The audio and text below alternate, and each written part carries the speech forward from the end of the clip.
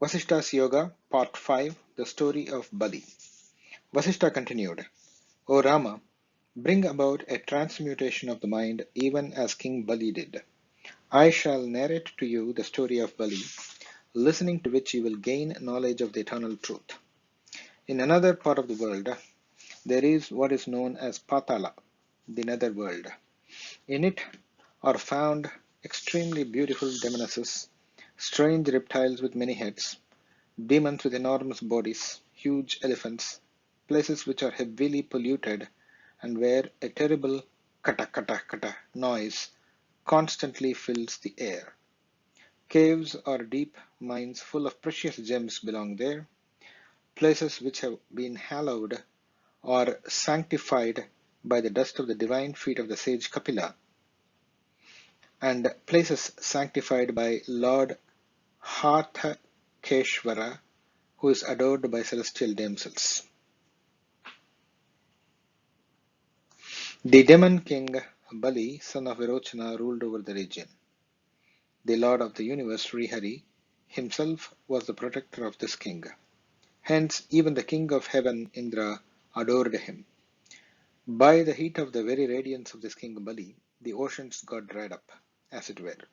His eyes were so powerful that by a mere look he could move mountains.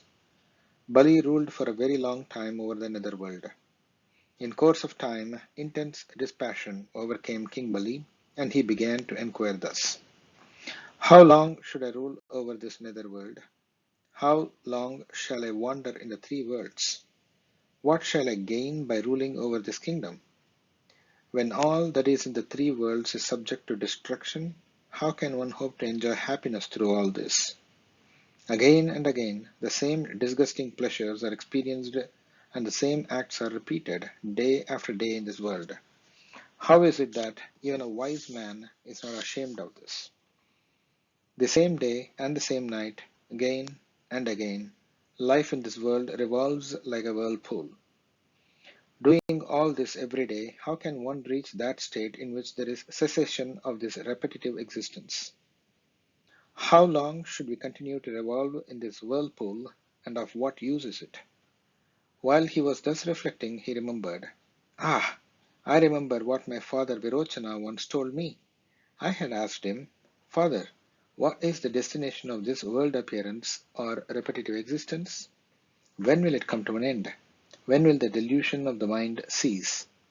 Gaining what shall one attain total satisfaction? Seeing what shall one seek nothing else? I see that it is impossible to attain this by means of experience of these worldly pleasures or actions, for they only aggravate the delusion.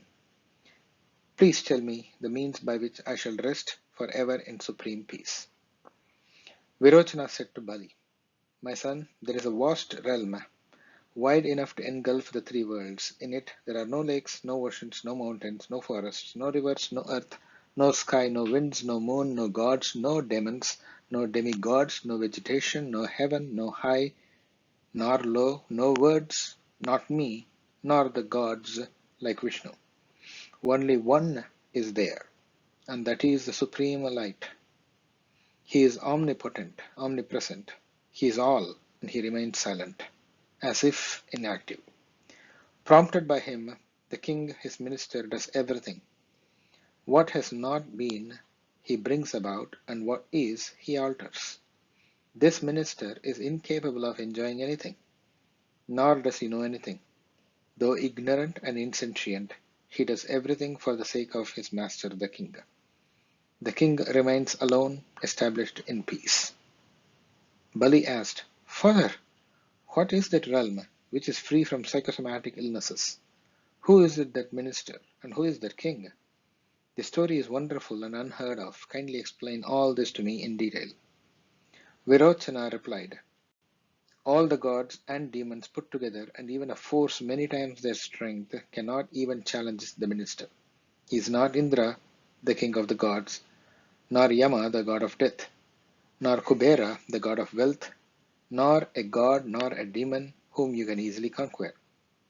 Though it is believed that the god Vishnu killed the demons, it was indeed this minister who destroyed them. In fact, Even the gods like Vishnu were overpowered by him and made to take birth here. Cupid derives his power from this minister. Anger derives its power from him too. It is because of his wish that there is unceasing conflict between good and evil here. This minister can only be defeated by his own master, the king, by no one else. When in due course of time there arises such a wish in the heart of the king, this minister can be easily defeated. He is the most powerful in all the three worlds, and the three worlds are but his exhalation. If you have the ability to conquer him, then indeed you are a hero. When the minister arises, the three worlds are manifested, even as the lotus blossoms when the sun arises. When he retires, the three worlds become dormant. If you can conquer him with your mind utterly one-pointed and completely free of delusion and ignorance, then you are a hero. If he is conquered, then all the worlds and everything in them are conquered. If he is not conquered, then nothing is conquered, even if you think you have conquered this or that in this world. Hence, my son, in order to attain absolute perfection and eternal bliss, strive with all your might and in every possible manner, whatever be the difficulties and obstacles, to conquer that minister. Bali asked, Father, by what effective means can that powerful minister be conquered? Virochana replied, Though this minister is almost invincible, I shall tell you how to conquer him. He is overcome in a moment if one grasps him by means of intelligent action. In the absence of such intelligent action, he burns everything like a venomous snake. One who approaches him intelligently plays with him as one plays with a child and playfully subdues him. Such a one beholds the king and is established in the supreme state. For once the king is seen, the minister comes completely under one's control. And when the minister is under one's control, the king is clearly seen. Until the king is seen, the minister is not really conquered, and until the minister is conquered, the king is not seen. When the king is not seen, the minister plays havoc and spreads sorrow. Then the minister is not conquered. The king remains unseen. Therefore, one's intelligent practice has to be simultaneously twofold, to behold the king and to subdue the minister. By intense self-effort and by steady practice, you can gain both these, and then you will enter that region and never again experience sorrow. That is the region inhabited by holy men who are forever established in peace. My son, I shall now make all this explicit to you. The region I have referred to you is the state of liberation moksha, which in reality is the end of all sorrow. The king there is the self, who transcends all other realms and states of consciousness.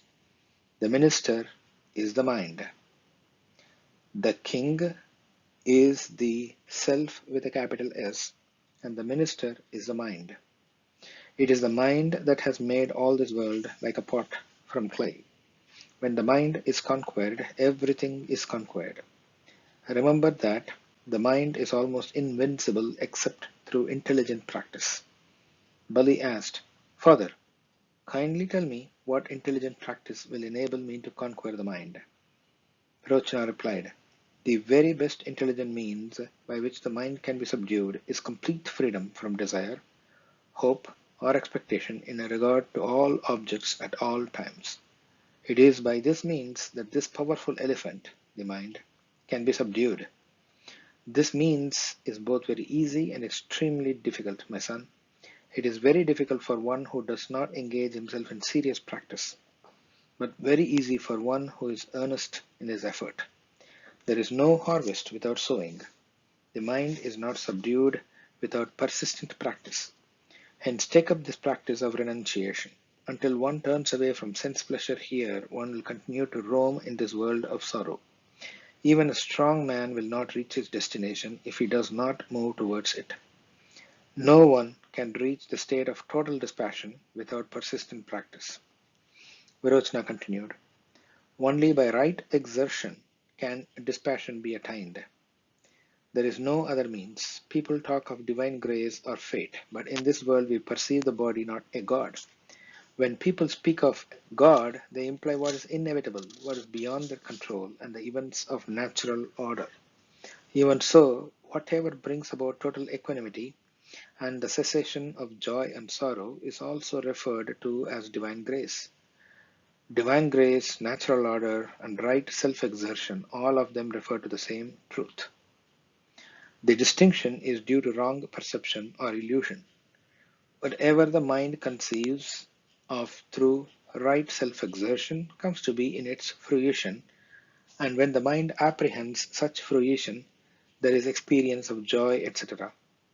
The mind is the doer, and whatever it conceives of the natural order or niyati creates and manifests. The mind is also able to run counter to the natural order. Hence, it may even be said that mind is the prompter of the natural order. Even as wind moves in space, the jiva, the individual ego, functions in this world, doing what has to be done within the natural order, though such action appears to be selfish or egotistic. Prompted by nature, he seems to move or stand still, both of which are mere expression or false superimpositions, even as the movement of trees on a mountain top makes it look as if the peak is swaying. Hence, as long as there is mind, there is neither God nor a natural order. When the mind has ceased to be, let there be whatever is. Bali asked, Lord, tell me, how can the cessation of craving for pleasure be firmly established in my heart? Virochana said, My son, self-knowledge is the creeper that yields the fruit of cessation of craving for pleasure. It is only when the self is seen that the highest form of dispassion becomes firmly rooted in the heart. Hence, one should simultaneously behold the self through intelligent inquiry and thereby get rid of the craving for pleasure. When the intelligence is still unawakened, one should fill 2/4 of the mind with the enjoyment of pleasure and one part of the mind with study of scriptures and the other with service of the Guru. So 2/4 allowance for enjoyment of pleasure, 1/4 with study of scriptures, and 1/4 with the service of the Guru. When it is partially awakened, 2 parts are given over to the service of the Guru, and the others get 1 part each, namely the enjoyment of pleasure is given as allowance for 1/4 and study of scriptures for 1/4. When it is fully awakened, 2 parts are devoted to service of the Guru and the other 2 to the study of scriptures, with dispassion as the constant companion.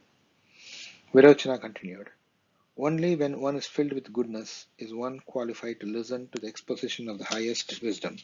Hence, one should constantly endeavor to educate the mind with purifying knowledge and nourish the mind with the inner transformation brought about by the study of scriptures.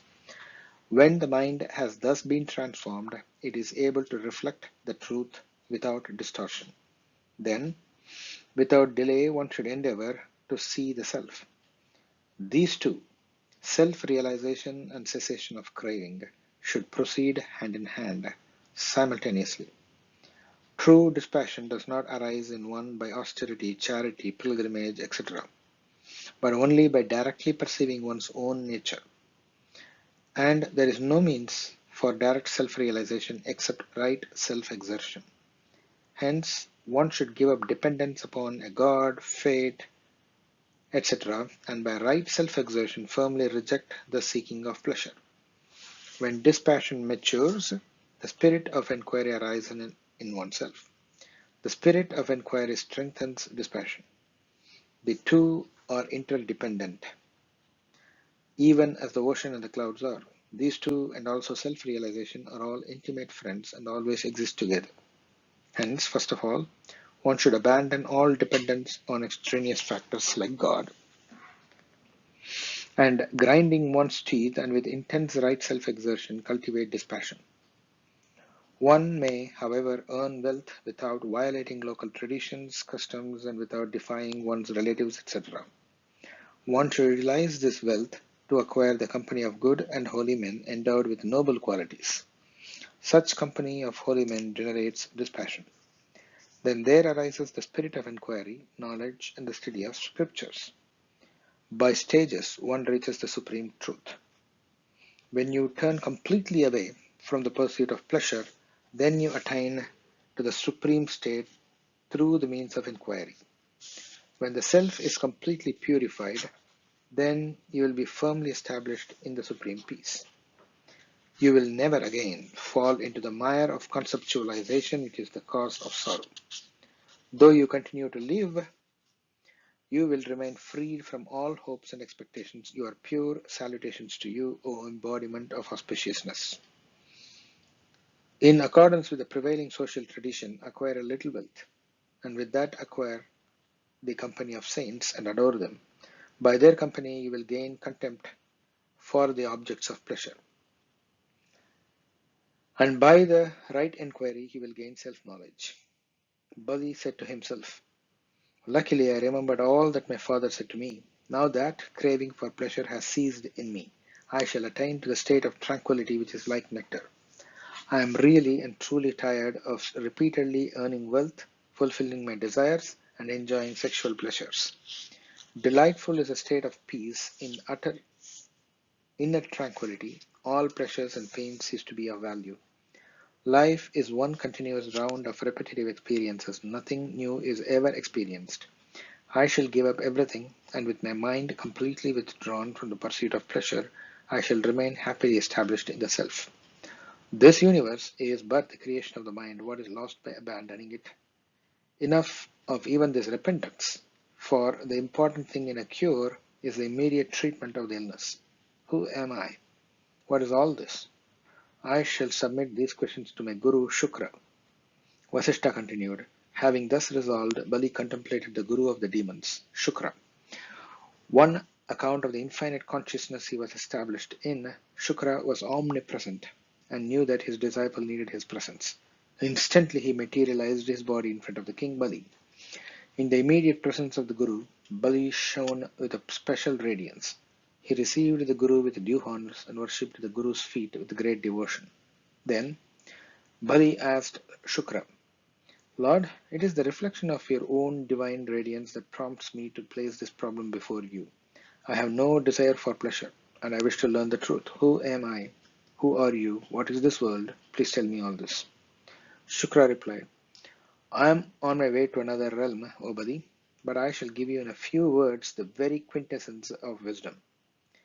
Consciousness alone exists. Consciousness alone is all this. All this is filled with consciousness. I, you, and all this world are but consciousness. If you are humble and sincere, you will gain everything from what I have said. If not, an attempt at further explanation will be like pouring oblations into a heap of ashes. That is useless. The oblations are meaningful only when poured into the sacred fire, not into the ashes. The objectivity, conceptualization of consciousness is known as bondage, and the abandonment of such objectivity is liberation. Consciousness minus such objectivity is the reality of everything. This is the conviction of all philosophies. When you are established in this vision, you will also attain the infinite consciousness. I shall now depart to do the work of the gods, for as long as this body lasts, one shall not abandon appropriate action. After Shukra left, Bali reflected thus: "What my preceptor said to me was indeed correct and appropriate. Surely all that is consciousness, and there is nothing else.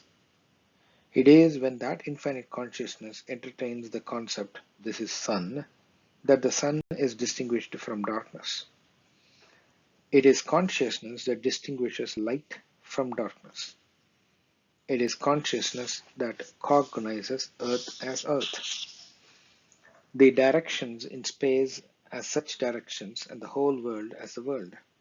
If consciousness did not recognize a mountain, would it exist as a mountain?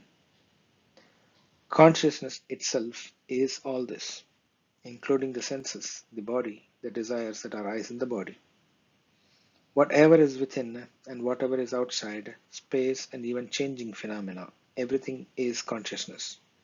It is indeed on account of that consciousness that I am able to come into contact with the objects and experience them, not because of the body itself. Regardless of the body, I am consciousness, which is the self of the entire universe. Since consciousness exists one without a second, who is my friend and who is my enemy? Even if the head of the body known as Bali is cut off, does the infinite consciousness lose its head? Even hate and other such qualities are but modifications of consciousness. Hence, again, there is neither hate nor attachment, neither mind nor its modifications. Since the consciousness is infinite and absolutely pure, how can perversions arise in it? Consciousness is not its name, it is but a word. It has no name. I am the eternal subject free from all object and predicate. I salute that omnipresent consciousness which is free from the tempting concept of objects and hence eternally free. I salute myself, which is the consciousness free of the subject-object division, which acts appropriately without division, and which is the light which is reflected in all appearances. I am that consciousness in which the craving for experience has ceased. I am limitless like space. I am untouched by happiness, unhappiness, and the like. Let them therefore do what they like to me, for I am non-different from them. Movement of energy in one substance is neither loss or gain.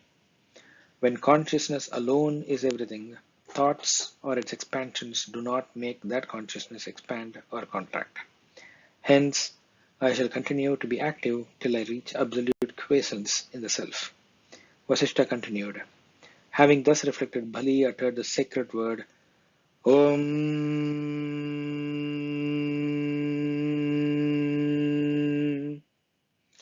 and contemplating its subtle significance remained quiet. Freed from all doubts, from perception of objects and without the division between thinker, thought and thinking, meditation, meditator and the object of meditation, with all intentions and concepts quietened, Bali remained firmly established in the supreme state with a mind in which all movements of thoughts had ceased, like a lamp in a windless place. Thus he lived for a considerable time. Vasishta continued, all the demons rushed to the palace and surrounded the king who was seated in deep contemplation. Unable to understand the mystery, they thought of their preceptor Shukra. They beheld Shukra in front of them.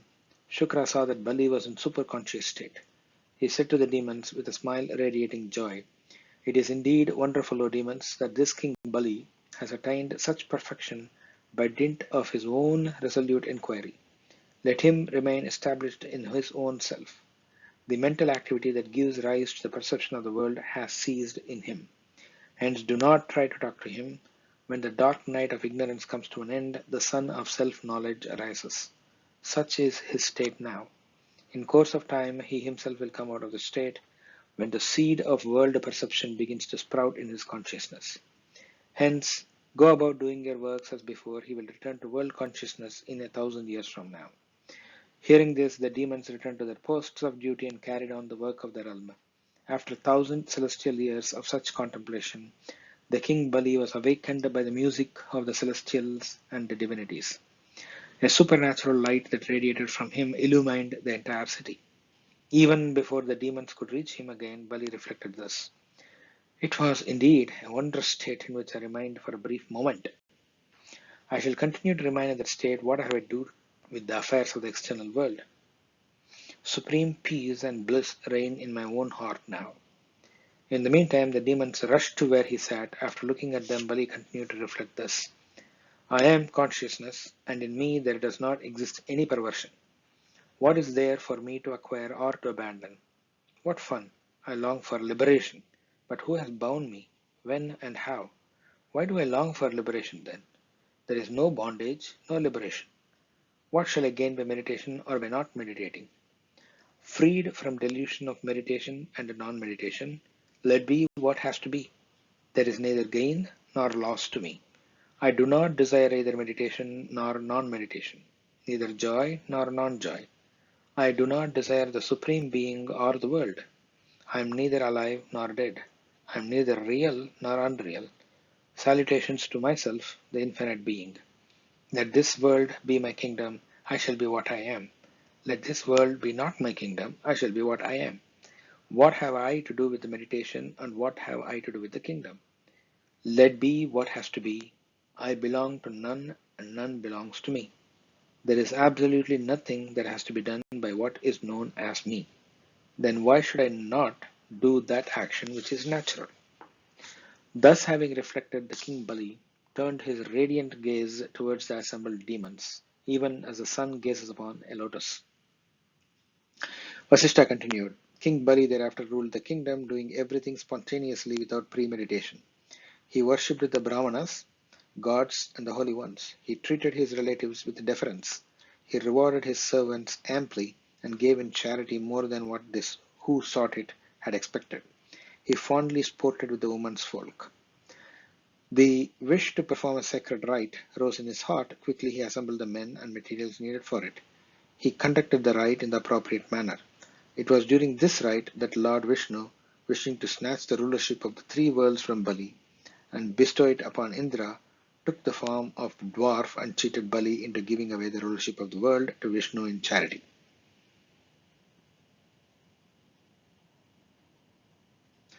O Rama, this Bali will be the next Indra. Hence he dwells in the netherworld, to which he had been sent by Lord Vishnu himself, as a liberated and enlightened sage, awaiting the time when he shall rule the heaven. He is totally unconcerned whether he is visited by prosperity or adversity. His consciousness does not experience elation or depression in happiness or unhappiness. He had ruled the three worlds for billions of years, but now his heart is at rest. Once again he will rule the three worlds as Indra for a long time, but he is not excited at the prospect of becoming Indra, nor was he depressed when he lost his position and was hurled into the nether world. He welcomes whatever comes to him unsought and is at peace within himself. Thus have I told you the story of King Bali, O Rama. Gain such a vision as he had and enjoy supreme felicity. Abandon the desire for the essenceless and useless sense pleasure in this world. The attractive objects that tempt you here do not deserve your admiration, any more than rock figures seen at a distance. Establish your mind, which flits from one thing to another, firmly in your heart. You are the light of consciousness, O Rama. In you are the worlds rooted. Who is your friend and who is other? You are the infinite. In you are all the worlds strung like beads of a rosary. That being which you are is neither born nor does he die. The self is real, birth and death are imaginary. Inquire into the nature of all the illnesses that beset life and live without craving.